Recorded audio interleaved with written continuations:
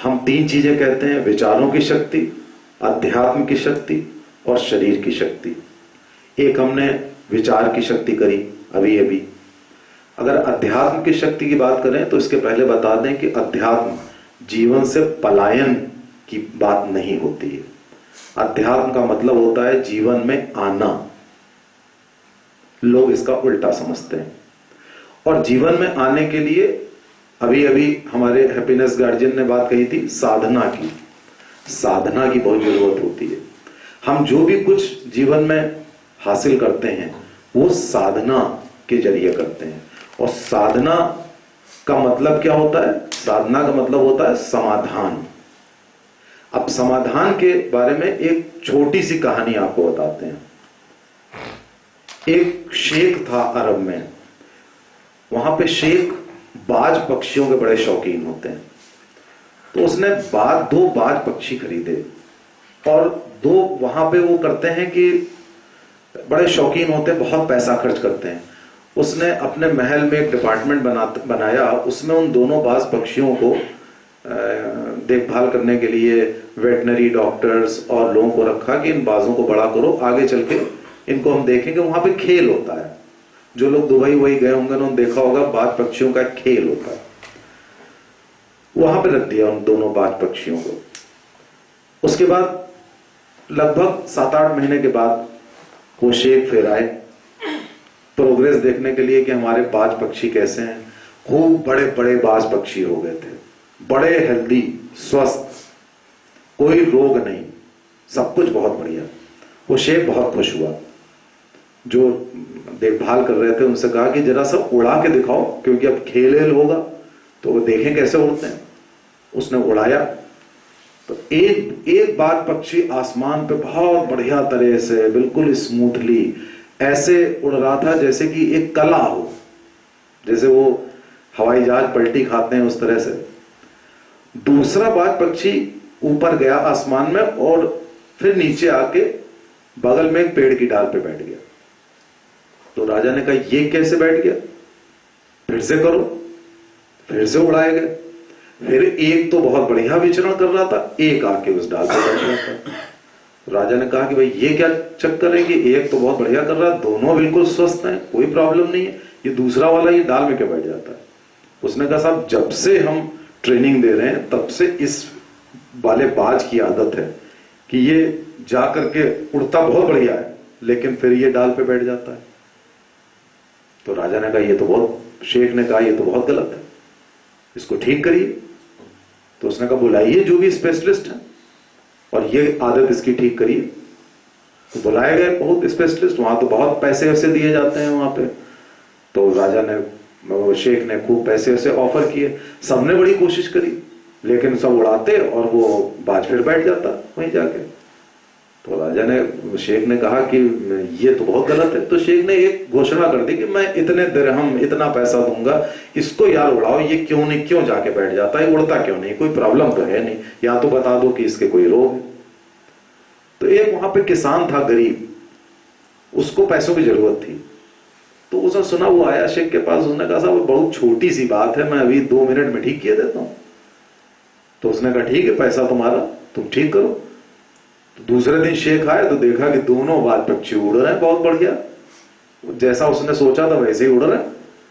तो राजा ने कहा, शेख ने कहा ये तो बड़ा कमाल हो गया, कैसे ही उड़ रहे हैं, तुमने क्या कर दिया? जो इतने दिनों से सब स्पेशलिस्ट थे, इतने बड़े बड़े लोग थे, तुमने क्या कर दिया? पैसा वैसा दे दिया, तो बताओ किया क्या? तो किसान ने कहा साहब ऐसा है कि मुझे कुछ आता जाता नहीं है, मैं विद्वान नहीं हूं, मैंने जाके वो डाल काट दी जिसपे बैठता था। ठीक है। तो शेख ने कहा अरे यार इतना छोटी सी बात थी और बड़े बड़े लोग, हम सब लोग समझ नहीं पाए और तुम समझ गए। इस स्टोरी का मॉरल क्या है? अक्सर समाधान हमारे अगल बगल होते हैं, इसी तरह समाधान होते हैं, हम उन समाधानों को देख नहीं पाते। हम बड़ी बड़ी जगह जाते हैं, बड़े बड़े काम करते हैं, इसको बुलाओ उसको बुलाओ, ये करो वो करो, और उन समाधानों की तरफ, एक बेसिक्स की तरफ नहीं जाते हैं। और ये बेसिक है। क्या हुआ था, उस बाज पक्षी को ने उस डाल को अपना सहारा समझ रखा था। कि उड़ना है, उड़ने के बाद ये मेरा सहारा है। जब उसको काट दिया तो उसने देखा ये सहारा तो है नहीं, अब कोई और चारा तो है नहीं उड़ने के अलावा। तो अक्सर हमें सहारे की जरूरत तभी महसूस होती है जब हम अपने अंदर एक कमांड दे देते हैं कि हमें सहारा चाहिए, और जिस दिन सहारा हट जाता है तो हमें सहारे की जरूरत ही नहीं होती। ये तो सहारे की बात है। लेकिन जीवन में कुछ भी करो उसका समाधान अपने ही इर्द गिर्द होता है, लेकिन उस समाधान को तलाशने के लिए हमको साधना करनी होती है। साधना वही चीज नहीं होती जो आपने देखा होगा कि वो ऋषि मुनि तपस्या कर रहे हैं, सब वो नहीं होती साधना। साधना होती है हम डे टू डे एक्टिविटी करके समाधानों को लगातार तलाशते जाएं, तो हमारा जीवन सरल होता जाता है। और जैसे ही हमारा जीवन सरल होता है तो हम खुशियों की ओर जाने लगते हैं, फिर लाइफ कॉम्प्लिकेटेड नहीं रह जाती। आपको बताएं कि ये जो समाधान और साधना है, इस पर एक और स्टोरी है छोटी सी, कि नारद जी विष्णु जी के पास गए। उन्होंने कहा कि विष्णु जी एक मेरी मनोकामना पूरी कर दीजिए। तो उन्होंने कहा क्या? कहने एक राजा है, वो बड़ा अमीर है, उसकी बेटी है वो बहुत सुंदर है, उसका स्वयंवर हो रहा है। आप कुछ ऐसा करिए कि उस स्वयंवर में मैं जा रहा हूं और उनकी जो बेटी है वो माला मुझे पहना दे, वर मुझे बना दे। उससे होगा क्या कि मुझे एक सुंदर स्त्री मिल जाएगी और एक अमीर राजा मिल जाएगा, तो मेरा जीवन बहुत अच्छा बीतेगा। विष्णु जी मुस्कुरा दिए। इंटेंशन क्या था? इंटेंशन एक तरफ लोभ था, एक तरफ मोह था और वासना थी। जब वो नारद जी गए उस स्वयंवर में, तो वहां पहुंचते ही उस कन्या ने उनकी हंसी उड़ाना शुरू कर दी और थोड़ी देर में राजा ने उनको भगा दिया। नारद जी देखने में थोड़े वानर समान थे, तो नारद जी बहुत गुस्से में विष्णु जी के पास आए और उनसे कहा कि भाई ये क्या, मैंने तो आपसे कहा था। तो विष्णु जी ने कहा मैंने कमिटमेंट तो दिया नहीं था तुमको, मैं तो केवल मुस्कुरा दिया था। लेकिन अब बता दूं, अब तुम वहां से लौट आए हो तो मैं बता दूं कि वो भक्त क्या जो मनोकामना मांगे, और वो ईश्वर क्या जो मनोकामना पूरी करे। अगर मंदिर के सामने जैसे कि मनुष्य होता है, वो रुपए लेके, प्रसाद लेके और हाथ जोड़ के क्या मतलब हुआ, जो आजकल कहते हैं क्या वो चिरौरी करना, चमचागिरी करना, जैसा कि ऑफिसों में करते हैं। हम में से ज्यादातर लोग मंदिर में जाके क्या करते हैं, यही तो करते हैं कि हाथ जोड़ लिया, प्रसाद चढ़ा दिया, यानी मिठाई दे दी, फल दे दिए, पैसा दे दिया, हाथ जोड़ लिए। यानी कि जो हमारी कल्चर सरकारी दफ्तर में है वो कल्चर हमने मंदिर के सामने कर दी। अब हम एक्सपेक्ट कर रहे हैं कि अब वो हमारी मनोकामना पूरी कर दें। और आपके देश में 125 करोड़ लोग हैं, सब ये काम करेंगे तो ईश्वर हर एक की मनोकामना इस तरह पूरी करने लगे।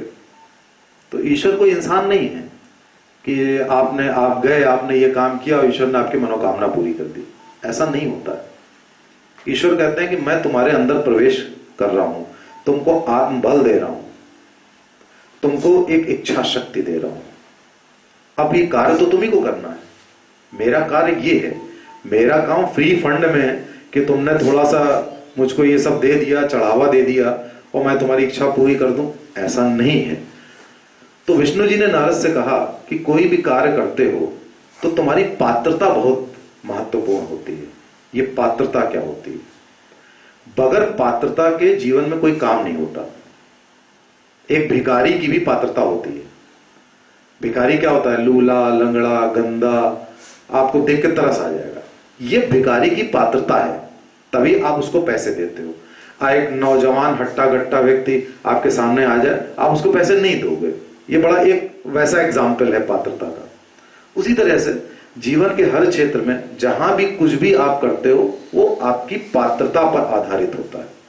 अब आपकी तनख्वाह 3000 रुपए है, आप सोचोगे मैं मर्सिडीज गाड़ी ले लूं, तो आपकी पात्रता 3000 रुपए की है, लेकिन आपकी जो कामना है वो बिल्कुल आसमान छूती है। तो फिर ये पात्रता के आधार पर ही आदमी काम करेगा तो वो कभी आगे नहीं बढ़ पाएगा। तब तो वो वहीं के वहीं रहेगा। तो फिर क्या सोल्यूशन है? सोल्यूशन ये है कि कामना मत करो, मनोकामना मत करो, अपनी पात्रता बढ़ाओ। और पात्रता कैसे बढ़ेगी? पात्रता बढ़ती है साधना से। अब इन दो लाइनों का मतलब क्या हुआ, इसके हम आपको एग्जाम्पल्स बता रहे हैं, समझ में आ जाएगा। आप क्या करते हो, एक सपेरा होता है, आप मंदिरों के बाहर सपेरा अपना वो बॉक्स खोलता है, उसमें सांप निकलता है। यही सांप निकलता है तो आप या तो दूध चढ़ा देते हो या फिर पैसा दे देते हो। ये उस सपेरे की साधना है कि उसने उस सांप को कैद कर रखा है, अदरवाइज कितना विषैला होता है, काट खाएगा। उसने कंट्रोल कर लिया, उस साधना से अपनी जीविका चला ली। एक बंदर कितना उत्पाती होता है, आ जाता है तो आप डर के भाग जाते हो, लेकिन एक मदारी क्या करता है, उसी बंदर को नचाता है, उसी बंदर को डंडे पे चलाता है। ये उसकी साधना है कि वो बंदर को से ऐसे काम करा लेता है, ऐसा ओबीडियंस, आज्ञाकारी बना देता है कि अगल बगल खड़े लोग उसको पैसा दे देते हैं। आप सर्कस में शेर को कंट्रोल कर लेते हो। क्यों? शेर होता है, शेर नाच रहा है, हाथी नाच रहा है, अदरवाइज शेर कितना हिंसात्मक जीव होता है, सामने आ जाए तो क्या करेगा। ये उस व्यक्ति की साधना होती है कि वो शेर को अपने कंट्रोल में कर लेता है। और आपने देखा होगा कि हमेशा साधना किस चीज में की जाती है? जो चीज बहुत मुश्किल होती है। शेर एक मुश्किल प्राणी है, सांप एक मुश्किल प्राणी है, बंदर एक मुश्किल प्राणी है। अब आप कल को सर्कस में बकरे को दिखाने लोगों, कोई पैसा देगा? कोई नहीं देगा। आप एक डलिया खोलो और उसमें सांप ना निकलकर कोई एक ऑर्डिनरी, कोई आप गिलहरी या कुछ चूहा दिखाने लोग, कोई पैसा देगा? कोई नहीं देगा। पैसा क्यों दे रहा है? वो आपकी साधना पे दे रहा है। जैसे किसान है, किसान अपने खेत में गुड़ाई करता है, खाद डालता है, पानी डालता है, बीजों को एक एक क्रम में लगाता है और एक खेती तैयार होती है। फिर उसमें बाली निकलती है, उसको काट करके उसकी प्रोसेसिंग करके अपार खजाना गेहूं और चावल का हो जाता है। अगर वो ये ना करता तो प्रकृति ऐसा नहीं कर रही थी। प्रकृति ने कहा किया? ये तो मनुष्य की, उस किसान की साधना है कि इस तरह से खेती पैदा हो गई। वरना क्या होता, जंगल में कहीं एक पेड़ गेहूं का निकला होता, एक पेड़ चावल का निकला होता, एक पेड़ सब्जी का निकला होता, कुछ नहीं मिलता। इसीलिए पहले प्रकृति ने एक इकोसिस्टम बनाया था कि वो ये जानवर उस जानवर को खाएगा, ये जानवर उस जानवर को खाएगा। तभी से नॉन वेजिटेरियनिज्म का युग चला आ रहा है, अभी भी चला आ रहा है। जबकि किसान ने साधना करके अनाज बना लिया है, कोई जरूरत नहीं किसी जीव को खाने की, लेकिन तो भी अभी हमारी पुरानी आदतें हैं। आप देखिए जंगलों में या कहीं भी गुलाब का पेड़ होता है, तो ऐसी गुलाब का पेड़ हो तो क्या होता है, छोटे छोटे फूल निकलते हैं। आपने देखा होगा, ऐसी अगर आप उनकी केयर ना करो तो छोटे छोटे फूल निकलते हैं। और जैसे ही एक माली उसकी कलम एक दूसरी जगह लगा करके उसमें कुछ हाइब्रिड कटिंग ये सब करके, तो बड़े बड़े फूल निकल आते हैं, एक एक महीने तक फूल खिला रहता है। ये क्या प्रकृति ने किया ना? ये उस माली की साधना थी कि इतना बड़ा गुलाब निकल आया, वरना कभी ना निकलता। प्रकृति ने ऐसा नहीं किया था। एक आपने सुना होगा मलिहाबाद में एक कोई आम वाले हैं, उन्होंने हाँ कलीमुल्ला जी, उन्होंने एक पेड़ पर शायद 180 जाने कितनी वैरायटी आम की निकाल दी। क्या प्रकृति ऐसा कर पाती? कभी नहीं। ये उस व्यक्ति की साधना थी, उसने समाधान ढूंढा। साधना क्या होती है? समाधान। उसने समाधान ढूंढा कि मैं इस पे 180 किस्म के आम ग्रो कर सकता हूं। ये सारे उदाहरण क्या है? ये उदाहरण हमको ये बताते हैं कि साधना से असंभव भी संभव हो जाता है। वरना क्या शेर को, अभी मैं एक वीडियो देख रहा था कि 36 शेरों के बीच में एक आदमी खेल रहा है, क्या ये संभव था? ये असंभव से भी बड़ी बात थी। और वो शेर बड़े प्रेम से उसको चूमते हुए उस आदमी के साथ खेल रहे थे। ऐसा कैसे हुआ? ये उस व्यक्ति की साधना थी। तो मित्रों, संदेश क्या है?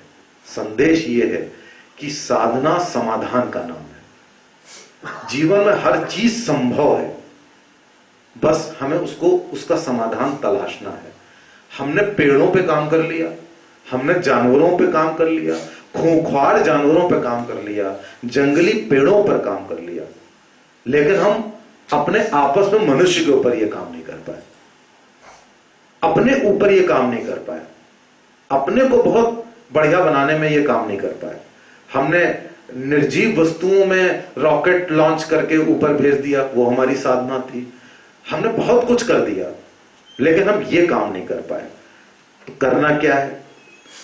करना केवल ये है, कोई भी समस्या आते ही समाधान को तलाश लो, परेशान मत हो, और समाधान को इतना ज्यादा तलाशो, उसमें इतना ज्यादा शोध का मिश्रण कर दो कि वो साधना में परिवर्तित हो जाए। और जब वो साधना में परिवर्तित होती है तो बड़ी से बड़ी चीज में सफलता मिलती है। कहते हैं ना कि हार्ड वर्क से सफलता नहीं मिलती, हार्ड वर्क एलोन से सफलता नहीं मिलती। सफलता मिलने के लिए पैशन और फोकस ज्यादा जरूरी है। पैशन और फोकस साधना के लक्षण होते हैं। तो जब आपके अंदर वो साधना और समाधान के गुण आ जाते हैं तो खुशी तो बहुत छोटी सी चीज है, लेना कुछ नहीं करना है, जरा सी साधना करनी है, इस पूरी दुनिया में अहिंसा और खुशी फैलाई जा सकती है। आप ये मत करिए कि ये इस चीज का समाधान पुलिस स्टेशन में है, इस चीज का समाधान न्यायालय में है, ऐसा कुछ नहीं है। सारा समाधान हम लोगों के बीच में है। तो जिस दिन ये समाधान और साधना हम अपने बीच में करने लगेंगे तो ये पूरी दुनिया अहिंसक और खुशहाल हो जाएगी। तो मित्रों, साधना में जुट जाओ। Thank you.